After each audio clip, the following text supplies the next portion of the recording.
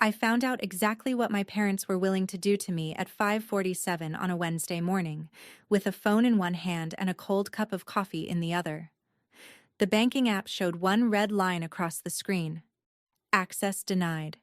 My grandfather's trust, the money he left me, $520,000, was frozen overnight. I called my mother first. My father took the phone. He told me, soft as a Sunday, that they had had to step in. That family came first. My mother said I was not thinking clearly, that I should let them manage it. I did not argue. I put on my blazer. I drove to the bank. What the manager found in that document, 4 days old, is the reason I no longer answer their calls. Welcome back to Calm Drama Stories, where we sit with the quiet women who get underestimated and watch what happens when they stop explaining themselves and start letting the facts speak. If a story like this has ever lived in your own family, you already know the feeling in your chest right now. Drop a comment, tell me where you are listening from, and be sure to subscribe. Let me take you back to the version of my family I still believed in, which was only about a month before that red line ever appeared. I am April Onley. I am 34. I live alone in a small house on the north side of Linwood, Ohio, with a driveway that floods every spring and a job most people find boring at parties. I am a forensic accountant. What that means, in plain words, is that I read numbers other people are trying to hide. Companies hire my firm when money goes missing. Families hire us when an elderly parent's savings drain out faster than a body can spend them. I spend my days inside other people's worst weeks, following dollars the way a tracker follows a limp through snow. That month, I was closing a file on a woman in her 80s whose grandson had moved $40,000 out of her account in small, careful pieces. He thought small was the same as invisible. It is not. Small is just slow.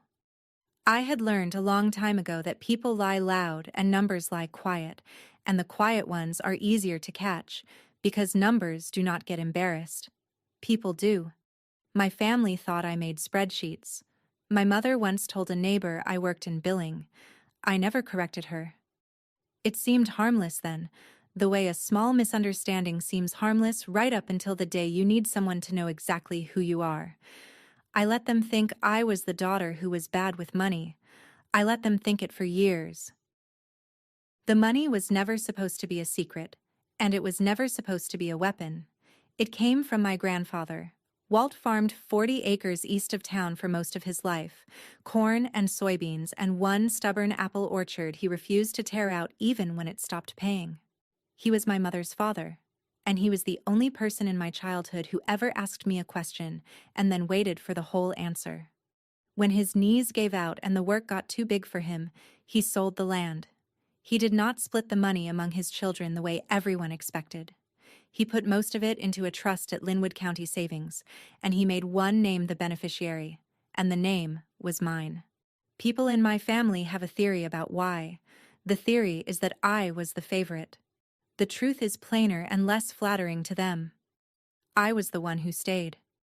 When Walt got sick, I was the one who drove him to his appointments and learned the names of his medications and slept in the chair by his bed the last 3 nights of his life. The others sent flowers. I keep copies of everything, a habit from work that bled into my whole life. So somewhere in my desk at home, there is a folder with every paper Walt ever signed, every statement, every letter. I did not think I would ever need it. I thought I was just being tidy. Walt set the trust up with a lawyer named Ed Keller, a careful man with a careful office, and Ed told me once that the document was watertight. I believed him. I had no reason yet to test it. 2 weeks before he died, Walt gave me his watch. It is a brass pocket watch, heavier than it looks, with a hairline scratch across the face from a fall it took some time before I was born. The thing runs 2 minutes slow. It always has. When I was a girl, I used to think that was a flaw, and one afternoon I took it to the drugstore counter and asked the man there to fix it, and Walt found out, and was not angry, just amused. He took it back and put it in his vest pocket and told me to leave it be. "A slow clock is still honest," he said. "It is not lying to you. It is just 2 minutes behind, Every minute of every day, and you can count on that. You cannot count on a liar. You can count on a slow clock. I did not understand him then. I was 9, and I wanted things to be right, not honest. He pressed the watch into my hand in the hospital and closed my fingers over it and did not say anything sentimental, because that was not his way. He just made sure I had it. After he was gone, I started carrying it. I do not wind it for accuracy. I wind it so it keeps moving. When something at work goes wrong, when a file will not close, when I cannot find the dollar I know is missing, I put my hand in my pocket and feel it ticking against my fingers, 2 minutes behind and steady as a heartbeat. I had no idea, that month, how much I would need to remember what he said about honest clocks. I just liked the weight of it. My parents' house always smells like lemon furniture polish. My mother, Lorraine, has cleaned it the same way for 40 years, and the smell hits you at the door like a held breath. That Sunday the table was set the way she always sets it, plates squared to the edge, forks lined up like soldiers. We ate pot roast and talked about nothing, and then somewhere between the meat and the pie, my mother set down her glass and said the thing she always circled back to. "My father always played favorites with that will," she said. I said nothing. She said it lightly, the way you say a thing you have decided is just true, and she looked at her own hands when she said it. Some people in this family got more than their share. My father, Gerald, did not look up. He has gotten quieter in the last year, heavier in the shoulders, and that night he kept his eyes on the table. There was a stack of mail by his elbow, turned face down, and I noticed the top envelope had the navy blue corner of a bank logo on it before he slid it under a catalog without thinking. I noticed because noticing is what I do. I did not think much of it then. A man can have mail. A mother can be bitter about her father's choices. None of it felt like the beginning of anything. It felt like the same low weather that had hung over that house for years, the kind you stop seeing because it never quite becomes a storm. I helped with the dishes. I drove home. The lemon smell stayed in my coat for 2 days, the way it always does, and I did not think about the envelope again until it was much too late to wonder what was in it. My sister Renee came by my office the following Tuesday, which she never does. Renee is 4 years older than me and lives 2 towns over in Hartwell, where she handles paperwork at a title and escrow company, the kind of place that pushes property deals across the finish line. She was bright that day, brighter than the visit called for, and she brought coffee she knew I would not drink. She asked how work was. Then she asked, the way you ask a thing you have practiced sounding casual about, which bank Grandpa's trust was parked at. I told her. She nodded like it did not matter. She asked whether I had anybody named on the account besides myself, a backup, somebody who could step in if I got hit by a bus. I said no. She said that was probably something I should fix, that she dealt with this kind of thing all day, that she knew a notary named Hal who was good and fast and did not charge family. I said I would think about it.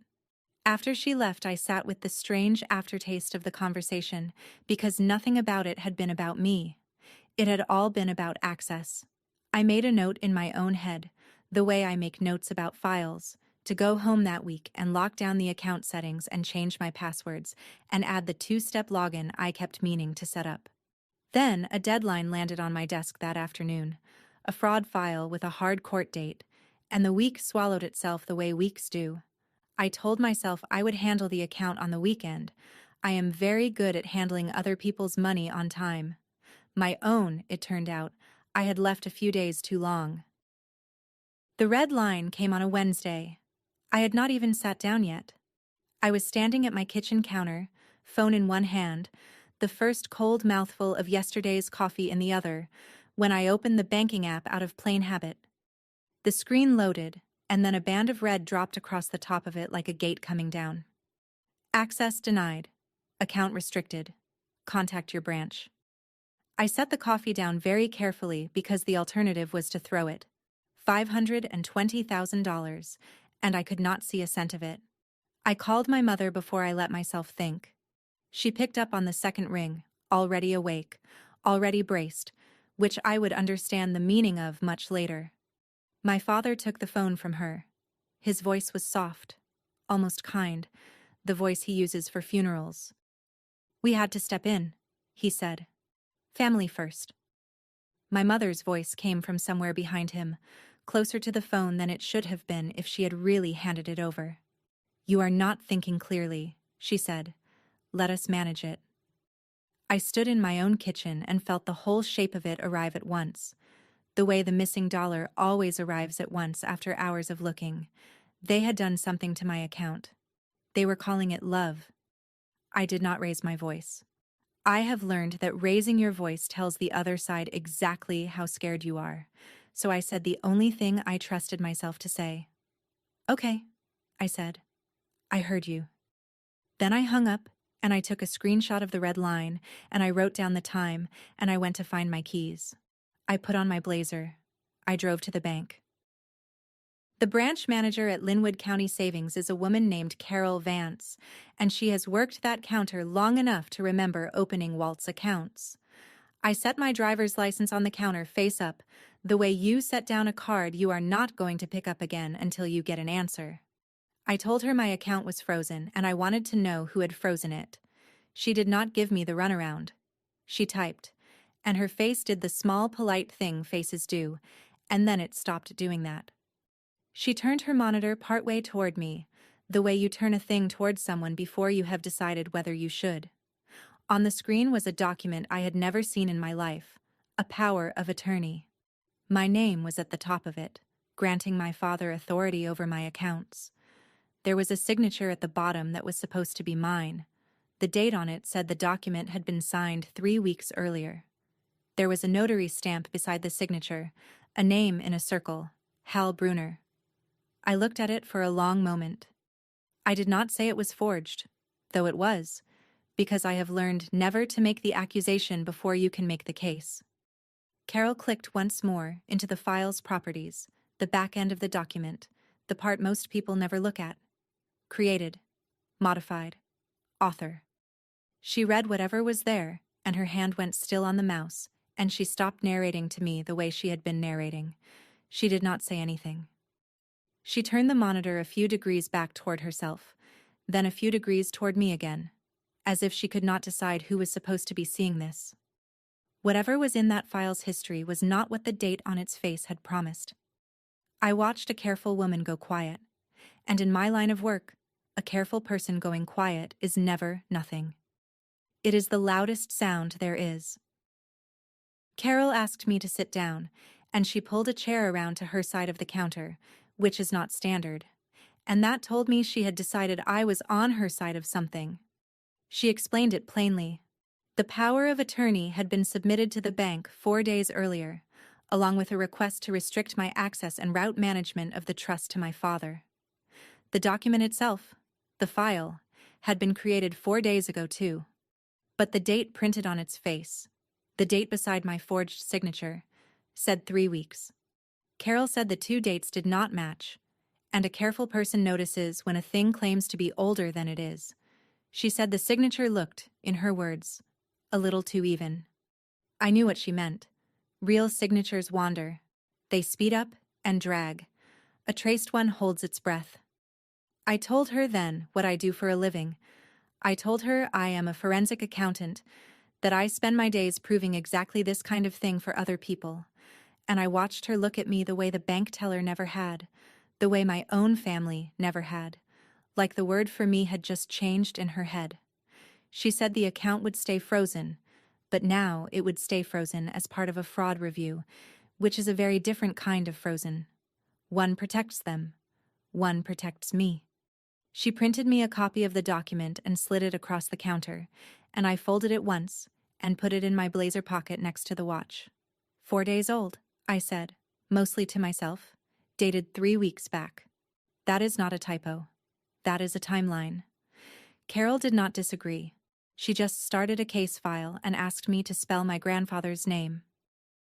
I did not cry in the car.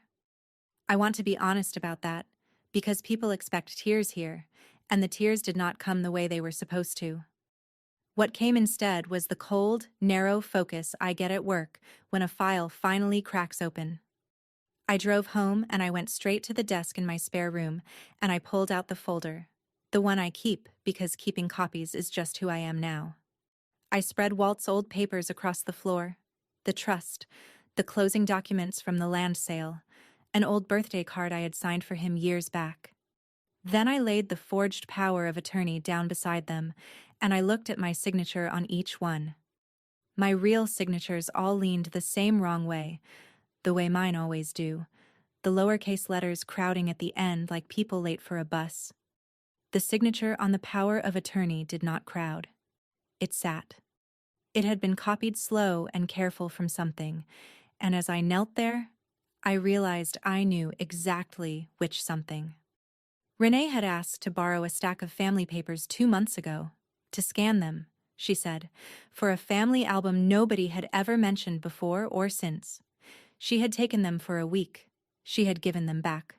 One of those papers had my signature on it, clean and flat and easy to trace on a light box, the kind of light box a title office has sitting in the back room. It was not my mother who had drawn that signature. My mother does not have the patience. It was my sister. The notary was a man named Hal, she had told me about herself, sitting in my office drinking coffee I did not want. I did the boring things first because the boring things are what win. I called Carol back and I filed a formal report with the bank's fraud unit, the same kind of report I help other people file, except this time the name in the complaint box was my own family's. Then I called Ed Keller. He remembered me before I finished saying my name. I read him the power of attorney over the phone, slowly, and he made a small sound in his throat, like a man stepping on a nail. A power of attorney is presumptively void if the signature is forged, he said, and even a valid one cannot reach into a trust and change who the money belongs to. The trust names you, April. Only you. Nobody can sign that away but you, in front of witnesses, on purpose. I sat with that for a second, because it raised a question that mattered more than it first seemed. If the forgery could never legally take the money, then why forge it at all? And the answer arrived the way the answers always do, quiet and ugly. They had not built the document to win in court. They had built it to win in my kitchen, at 5:47 in the morning, before I was awake enough to think. Freeze the account. Make me panic. Call me unclear, unstable, grieving, and offer to fix the very mess they had made, if only I would sign the real papers and hand them the keys for good. The forgery was not the robbery. It was the crowbar. Whoever did this knew it would not hold, Ed said. They just needed you scared. I told him I was not scared. I was something colder than that, and a great deal more patient. Renee called that evening, and her voice had the warm, worried tone of a woman reading from a script she thinks is invisible. Mom is just sick about all this, she said. Nobody is against you. We are all on the same side here. April, nobody thinks you did anything wrong. We just think the money side has gotten away from you a little since Grandpa, and that is nothing to be ashamed of. I let her talk. I have learned, in interviews, that the person who is lying will keep talking to fill a silence, and they will hand you things they did not mean to hand you. So I said almost nothing. I said, I said, I see. I let the quiet sit on the line until she could not stand it, and then she stepped right into the hole. It is just easier if you let us handle the money side, she said. You have never been good with that. Then, half a breath later, the slip. The paperwork is already filed, so really you would just be making it official. I closed my eyes. The paperwork is already filed. She had said it like a kindness, like the hard part was over and I should be grateful somebody else had done it. She had told me, without knowing she told me, that she knew the document existed and knew it had been submitted, which is not something a worried sister on the outside of a thing would know. I thanked her for checking on me. I told her I would think about everything. I hung up and wrote down the time and the words, the exact words, because exact words are evidence. And then I sat in the dark for a while with my hand around the watch. I took the watch out of my pocket that night and held it under the lamp. 2 minutes slow, the way it has always been, the second hand sweeping its patient circle a little behind the real world. I thought about Walt at his kitchen table when I was small, a pencil behind his ear, teaching me to read the farm's books before I was old enough to understand what money even was. He showed me how a column should add up and what it looked like when somebody had made it add up wrong. He taught me to find the number that did not belong by feel, the way you find a splinter. A liar will change the number, he told me once, but he will forget to change the time. People always forget the time. I had laughed at that as a kid because I thought it was just an old man saying. Sitting there with the frozen account and the forged page and my own sister's voice still in my ears, I stopped thinking it was a saying. They had changed the number. They had changed my signature, the dates, the story they were telling the family about my mind. But somewhere underneath all of it, in the bones of that document, there was a timestamp nobody had thought to change, because most people do not know it is there. I did. I decided right then that I was not going to shout my way out of this. I was not going to beg my family to believe me or fight them with feelings, which is the one fight they have always known how to win. I was going to be quiet. I was going to let the time speak. A slow clock is still honest, he said. I was about to find out how honest. If you have ever had someone tell you that you are not good with money right before they reach for yours, you know that particular cold. Stay with me, because I want you to see exactly how a quiet paper trail beats a loud family. If this is hitting close to home, hit subscribe and tell me in the comments, did you see it coming before they did? The story reached me before I reached it, which is how my mother prefers to work. My Aunt Marie called 2 days later, careful and kind, the way you talk to someone you have been told is fragile. She wanted to know how I was holding up. She wanted to know if I was sleeping. She mentioned, gently, that my mother was so worried, that everyone understood grief took people in strange ways, that nobody would judge me for needing a little help getting back on my feet. I listened to my aunt repeat my mother's words back to me in my aunt's softer voice, and I understood what had been built while I was busy filing reports. Lorraine had spent those days on the phone, calling every relative she had, telling them all the same gentle, devastating thing. April has not been right since her grandfather passed. April is obsessed with that money. April needs to be watched. It was a clean piece of work, I will give her that. She had not accused me of anything. She had simply worried about me, out loud, to everyone, until the worry hardened into a fact. By the time I would tell anyone the truth, they would already have been handed a reason to hear it as a symptom. I thanked my aunt for calling. I did not defend myself, because defending yourself against a story like that only feeds it, makes you the woman protesting too much. I just asked her one quiet question before we hung up. I asked her whether my mother had told her any of this before or after the bank account was frozen. There was a pause on the line. My aunt did not know there was a bank account. Now she did, and now she was thinking. I went looking for the why, because the why is usually sitting in a public record waiting for someone bored enough to read it. It did not take long. My father's name was on a business loan from 4 years back, a loan he took to keep his farm equipment dealership breathing after the big chain opened out on the highway. The dealership had not made it. The loan had. There was a lien filed against my parents' house, the house that still smells of lemon polish, and a notice in the county records that told me the lender had started the slow legal walk toward calling the whole debt due. I sat at my desk and did the math the way I do it for strangers, and the number my father owed was close enough to the number in my grandfather's trust that the two figures looked at each other across my screen, like a lock and a key. Family first. He had said it so softly that morning, like a prayer. He had meant the family's debt. He had meant the house. He had meant the thing he could not say out loud to his daughter, which was that he had run out of road, and the only money in reach with a soft enough guard on it was the money an old man had deliberately left to someone else. I did not feel triumphant finding it. I felt the particular sadness of understanding a man completely and liking him less for it. He was not a villain in a story. He was a frightened 64-year-old who had decided his fear gave him a right. The trouble with that, I have learned, is that everyone's fear feels like a right. It is only ever a reason. The invitation came wrapped as an olive branch, which is how the sharpest things usually come. My mother called, voice all honey, and said the family should sit down together, like adults, and talk this through before it got ugly. Sunday dinner. Everyone. Aunt Marie, the cousins, my brother Danny driving up from Columbus. "We are a family," she said, "and families work things out at the table, not through banks." I knew what the table was for. It was not for working things out. It was the stage she had been building for 2 weeks, the room where she would gather her audience and, in front of all of them, fold my refusal into proof that I needed managing. She wanted witnesses to my unraveling, so I decided to give her witnesses. I was not going to skip that dinner and let them try me in my absence, where the only version of me in the room would be the one she had been describing.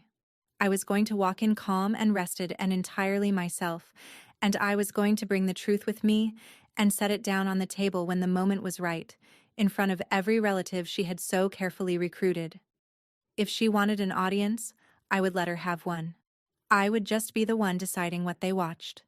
I spent that week the way I spend the week before a deposition. I slept. I ate.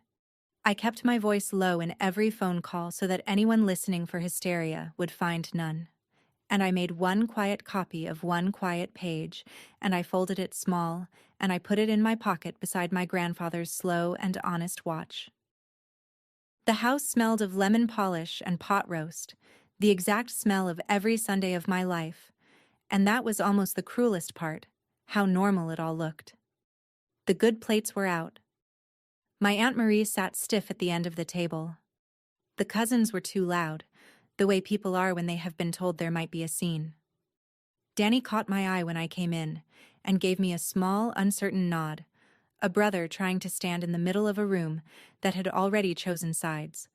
My mother waited until the plates were cleared. Then she folded her hands and began, gentle as a hymn. "We are all here because we love April," she said, "and because love sometimes means stepping in when someone we care about is struggling." She talked about grief. She talked about how hard the time since my grandfather died had been on me, how I had pulled away, how the money had become a fixation. My father studied the tablecloth. Renee sat beside our mother wearing an expression of brave concern, and when the speech wound down, she reached into her bag and laid a small stack of papers on the table in front of my empty place setting. Management papers, a pen on top, uncapped, helpful. "We just want to make this easy for you, sweetheart," my mother said. "Let the people who love you carry this." The whole table looked at me, waiting for the grateful tears or the ugly outburst, the two endings my mother had written for me in advance. I looked at the pen. I did not pick it up. I have signed a great many documents in my life that mattered, and I have learned that the most powerful thing you can do with a pen someone is pushing toward you is leave it exactly where it lies. I left the pen where it was. I folded my hands the way my mother had folded hers, and I kept my voice as level as I could make it, which is very level, because I have given bad news to a lot of families across a lot of conference tables. "Before I sign anything," I said, "I think everyone at this table should know what the bank already knows." The room went still in the way a room does when it senses the weather change. I said it plainly, no heat in it. Someone submitted a power of attorney to my bank 4 days before my account was frozen. It has my signature on it. I did not sign it. It is dated 3 weeks ago, but the document itself was created 4 days ago, and the bank can see that, because every file like that keeps a record of when it was really made. I let that sit. Then I added the last piece, quiet as setting down a glass. It was notarized by a man named Hal Bruner. I looked at Renee when I said his name, just for a moment, not long enough to be an accusation, long enough to be a question. My Aunt Marie's hand had come up to her mouth. The cousins had stopped being loud. Danny was staring at our mother now, not at me, and I watched something move behind his face that had not been there when I walked in. My mother's composure cracked at the edges. "You see," she said, too fast, her voice climbing. "You see how she is? She has built a whole story. She is not thinking clearly." But the words did not land the way they had landed for 2 weeks on the telephone. In a quiet room, With a real document hanging in the air, "You are not thinking clearly" sounds different. It sounds like a woman who needs me to be unwell. I had not shown them the metadata. I had not named what Carol saw. I had simply set one true thing on the table and let everyone watch which faces went pale. My father's was one of them. My sister's was the other. And my brother, for the first time in his life, was looking at the two of them as if he had never seen them before. The dinner broke up the way a storm breaks up, everyone scattering for cover with their phones already in their hands. I did not stay. I said goodnight. I thanked my mother for dinner, which felt like the strangest sentence I have ever spoken, and I drove home in the dark. The calls started before I reached my own street. My phone lit the passenger seat over and over. I did not answer. I let it record itself instead, a little timeline writing itself across my screen. 9:02, my Aunt Marie.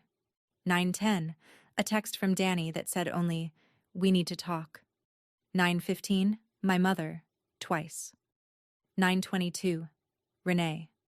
9:31, a number with no name attached, which rang once and stopped, the way a call stops when the person making it loses their nerve halfway through. I have a guess about who that was.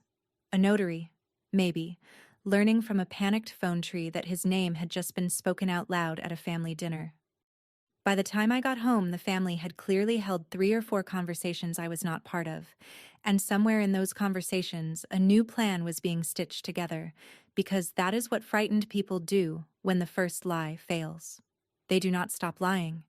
They build a bigger one and push the first one underneath it. I made tea, I did not drink, and I watched the screen go dark and light, and I did not pick up a single time. Let them talk. The person who talks to fill the silence always hands you something. I had a feeling I knew what they were about to hand me, and I was right. And it was worse than I expected. The news story came back at me sideways, through the cousins, the way these things travel. By the end of the week, the family was being told that I had done it, that I, the one who works with fraud all day, had set up the power of attorney myself, for some tax reason, some scheme to hide the money, and that now that the bank had flagged it, I was panicking and pointing at my own family to cover my tracks. It was a smart lie, because it used the truth about me as the weapon. "Who do you think knows how to fake one of these?" Renee was saying. "She works with this stuff. She is the expert." And the worst part was that she had found a way to make Hal hold the line.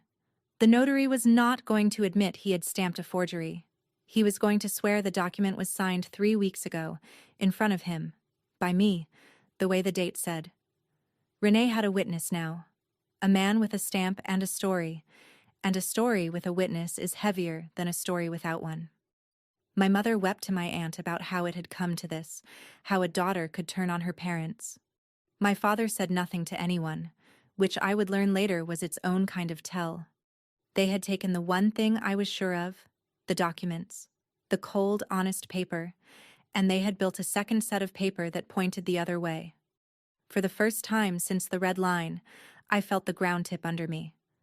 I had thought the truth would be enough. I was about to learn that the truth needs a witness too. They came for my work next, which is the one thing I had thought was safely mine. My boss, a sharp and decent woman named Pruitt, who runs our office like a tight ship in fog, called me into her office on a Thursday and closed the door, which she never does. Somebody had sent the firm a complaint.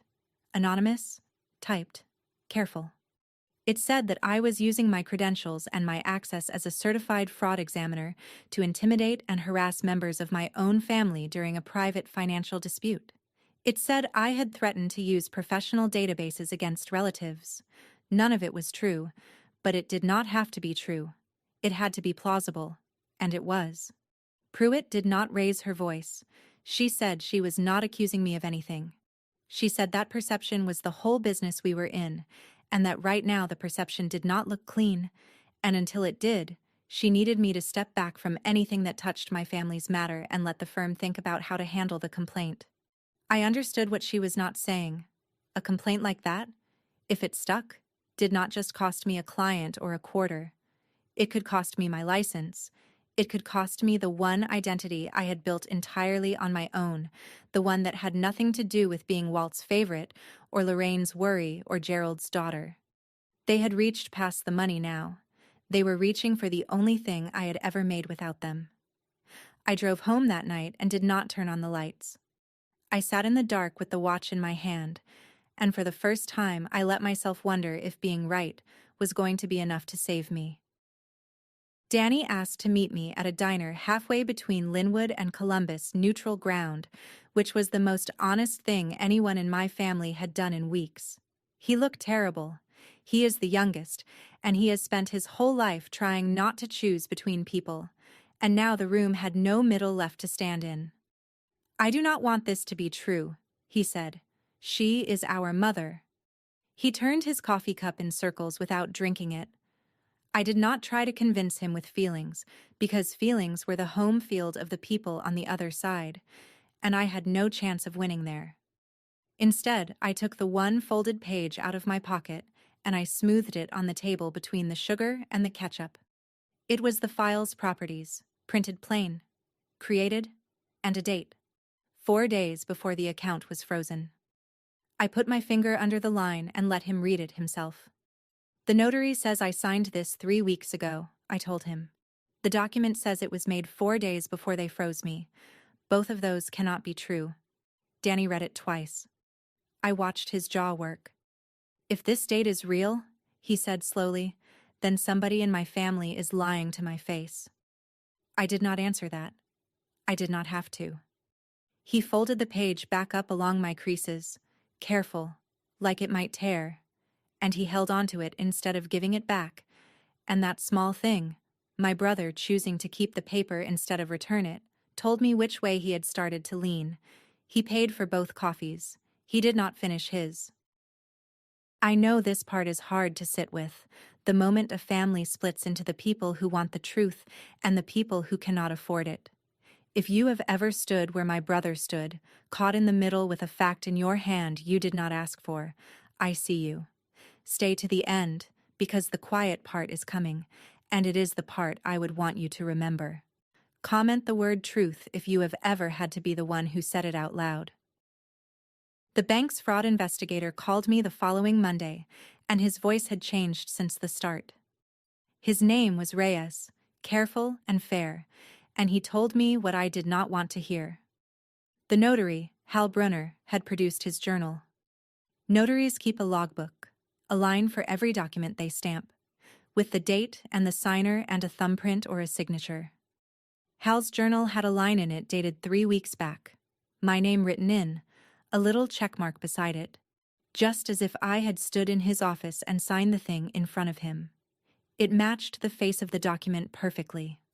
Reyes said that as long as the notary swore to that entry, the case became one person's word against another's, mine against Hal's and my family's, and that a frozen account, and a worried family and a notary with a logbook made a picture that did not obviously point my way. He was not against me. He was telling me the truth about where the file stood, which is what a good investigator does. I thanked him and hung up and sat very still. They had answered my honest paper with their own paper, and theirs had a witness and a logbook and a stamp, and mine had a feeling about a signature and a date that most people did not understand. I had spent my whole career trusting documents, and now a document was sitting across the table calling me a liar and wearing a notary's stamp while it did. I felt the cold come up through the floor. For one long night, I did not know if the truth was going to be enough. That was the worst night. I will not pretend it was not. The complaint sat unanswered at my firm. My account sat frozen at the bank. My mother had a whole family half convinced I was unwell, and now a notary with a logbook stood between me and the only proof I had. I sat at my kitchen table in the dark with the watch in my open hand, and I let myself feel for about an hour the full weight of being a person who is right and losing anyway. Then I looked down at the watch. 2 minutes slow, the second hand sweeping its patient little circle, honest in the only way it knew how. And I heard Walt's voice, plain as the day he said it. "A liar will change the number, but he will forget to change the time. People always forget the time. Hal had changed the number. He had written my name in his journal beside a date 3 weeks gone. He had a story and a stamp, and the nerve to swear to it. But a journal is just ink. A man can write any date he likes in a book after the fact. There are two things he cannot write his way around, and I knew both of them, because knowing them is my whole job. The first was the file itself, the real one, the one in the bank system, with its true creation time stamped into its bones by a computer that does not care what anyone swears. The second was simpler, and I cannot believe I had not reached for it first. A notary's authority is not a stamp. It is a commission, a license, and licenses have dates too. They are public. They expire. I put the watch down. I picked up the phone. For the first time in 2 weeks, I was not on defense. It took 2 days to pull the threads, and every one of them held. Through Ed Keller in the bank, I requested the native file, the original electronic record the bank had received, not the printout, the actual file with its history intact. Reyes confirmed it was the first and only version of that document ever logged into the bank's system, created on their end the day it arrived, never resaved or converted from something older. Its creation timestamp read 4 days before the freeze, to the hour. A page truly signed 3 weeks earlier would have arrived carrying an older history of its own. This one had none. A timestamp by itself is only a thread, but this one did not stand alone. The thread that finished it was the one I found in an afternoon, and then made certain of through the proper channel. Notary commissions in Ohio are a matter of public record.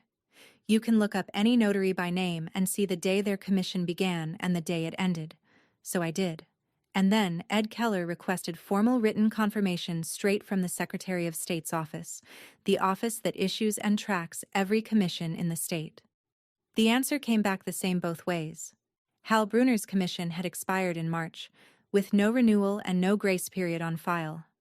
The power of attorney was dated in May, 3 weeks before the freeze, the very date he swore to in his logbook. On that date, Hal Bruner had no more authority to notarize a document than I had to land a plane. It did not matter what his journal said. It did not matter how loud he swore. You cannot notarize anything with a license you do not have, and the day on his own document was a day his stamp had already gone dead. The journal had one more gift in it, too, when Reyes pulled the whole thing. The entry numbers skipped. My line had been squeezed in out of sequence, a number that did not follow the one above it, written in later and pretending to be earlier. He could swear to any date he liked. The calendar had already answered him.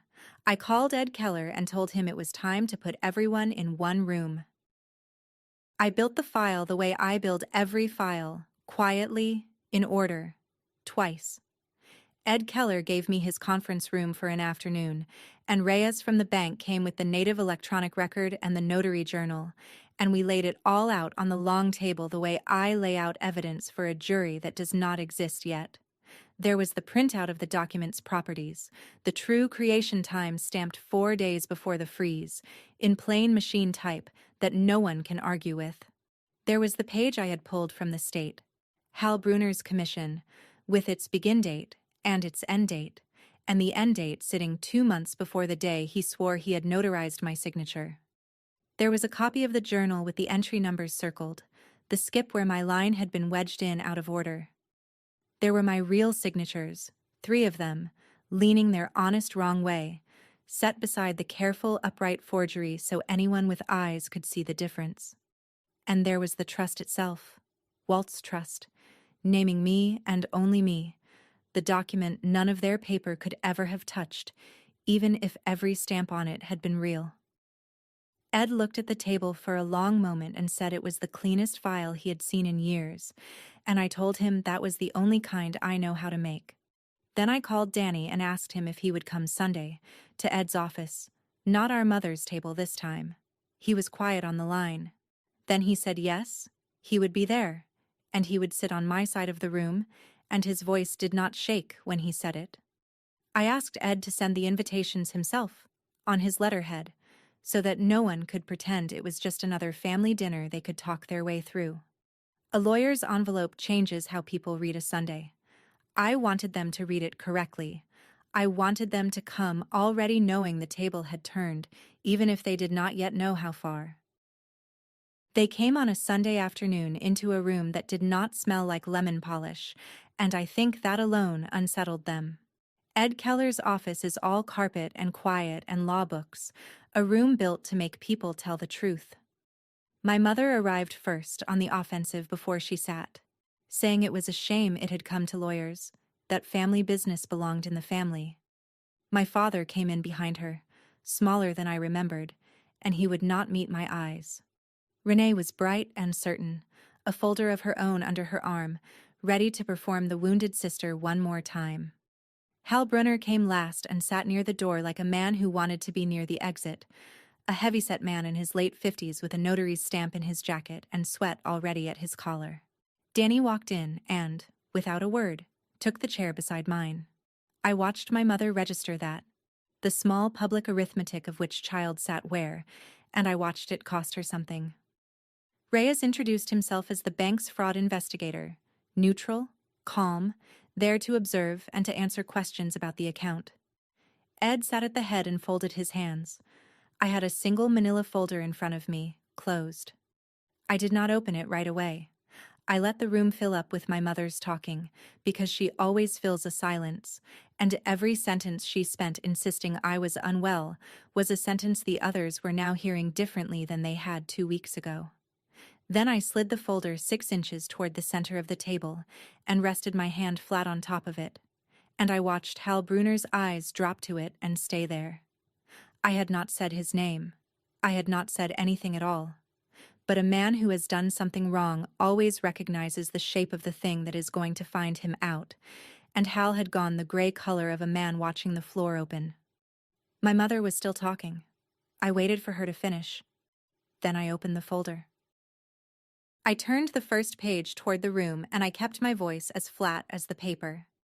"This is the power of attorney that was sent to my bank," I said. "It says I signed it 3 weeks ago." I slid the next page out. "This is that same file's own record of when it was made. The bank logged it into their system 4 days before my account was frozen, the first and only version they ever received. A page truly signed 3 weeks earlier would have arrived with an older history of its own. This one had none." I let that sit. Then I laid down the page from the state, and I turned it so Hal could read his own name. "This is the Secretary of State's own record of Mr. Brunner's notary commission," I said. "It expired in March, with no renewal on file. The notarization is dated in May.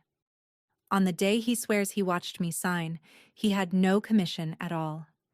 You cannot notarize a document with authority you no longer have." The room had gone entirely still. Hal made a sound, half a word, and then the rest of it came out of him in a rush, the way the truth does once the first crack opens. "Renee told me it was just family paperwork," he said, "to no one, to all of us.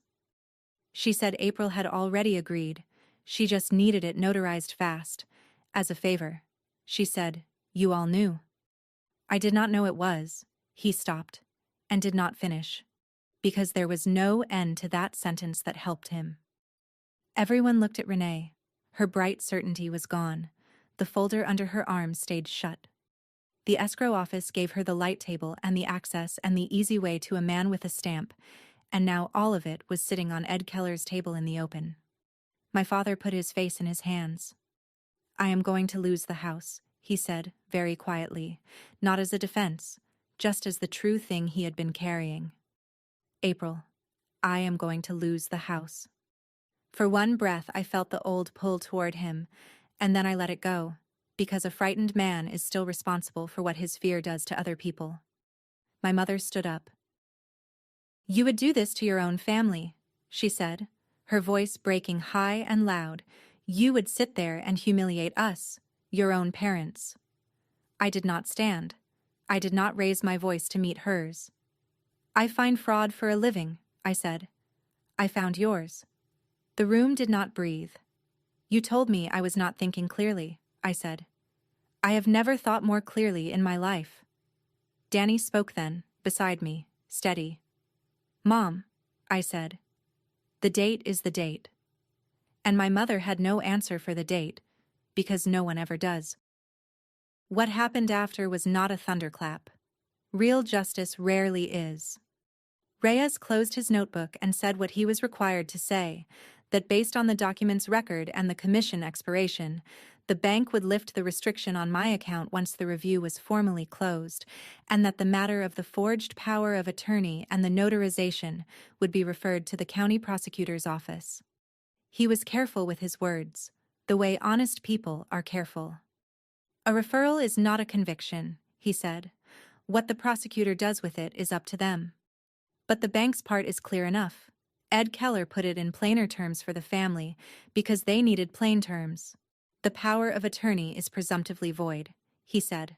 A forged signature makes it so, and even a perfect one could never have reached the trust. The money was April's the whole time. It was never yours to manage, frozen or not. He did not gloat when he said it. He said it the way you read a measurement. My mother was not looking at the documents anymore. She was looking at the door. Renee had gone very still, doing, I think, the same math I had done about her job, and her access, and the word that gets attached to people who do what she did. Hal had asked, in a small voice, whether he needed a lawyer, which is the closest thing to a confession a careful room ever hears.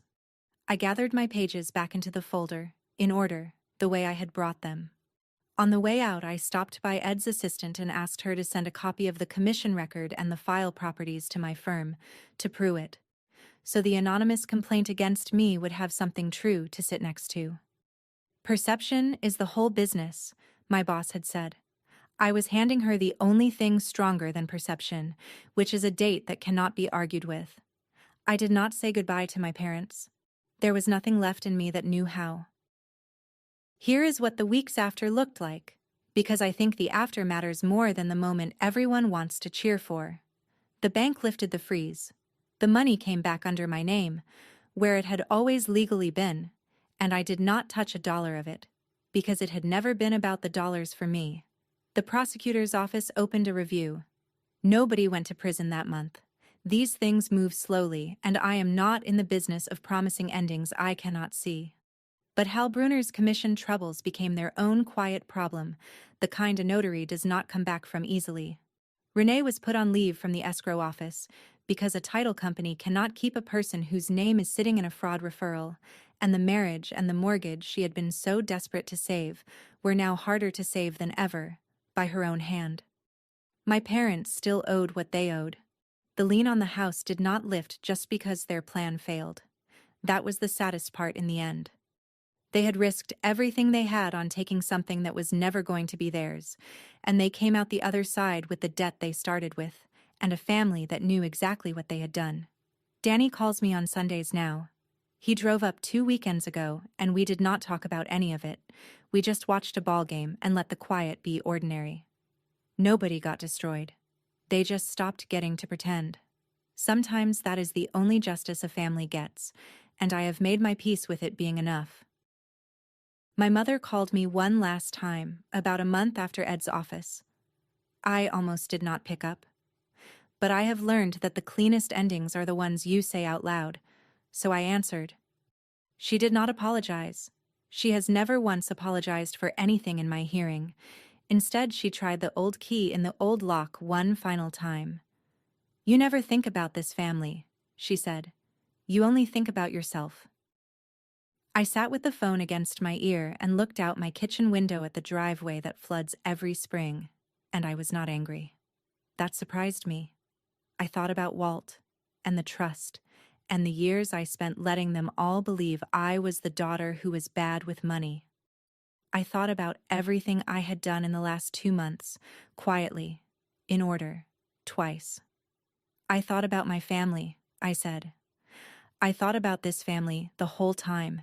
That is why I let the truth come out instead of burying it to keep the peace. Burying it would have been the selfish thing. She started to say something else, the same word she always reaches for, the one about me not thinking clearly. I stopped her, gently, without heat. You told me I was not thinking clearly? I said. It turns out clear is the only thing I have ever been. Then I told her I loved her. because it was true, and because it changed nothing, and I said goodbye, and I set the phone down, and I let it stay down. That night, I sat at the same kitchen counter where the red line had found me, and I took out my grandfather's watch and laid it flat in my palm. 2 minutes slow, the way it has always been, the way it will always be. I have never fixed it. I never will. I used to think the slowness was the thing that was wrong with it, back when I was 9 and wanted the world to be right instead of honest. I understand it now. The world is full of people who will change the number, the signature, the story, the date on the page, whatever it takes to make the lie sit still long enough to fool you. They are very good at it. My own family was good at it, but under all of it there is always a clock somewhere they forgot to touch. A true time stamped into the bones of the thing, patient and a little behind and utterly unable to lie. My grandfather knew that. He handed me a slow clock and a watertight trust and a quiet kind of faith that the truth keeps better time than the people trying to outrun it. I wound the watch once, the way I do, not to make it right, just to keep it moving. It ticked against my hand, 2 minutes behind the world and exactly honest. I have come to think that is the only kind of time worth keeping. That is my story. One red line at 5:47 in the morning, one forged page, and a clock my grandfather never bothered to fix. If this reminded you to check who has access to your accounts, or to trust the quiet voice that tells you something is off, take it as your sign, and do it this week. Share this with someone who needs to hear it. Drop a comment, hit subscribe, and I will see you in the next one.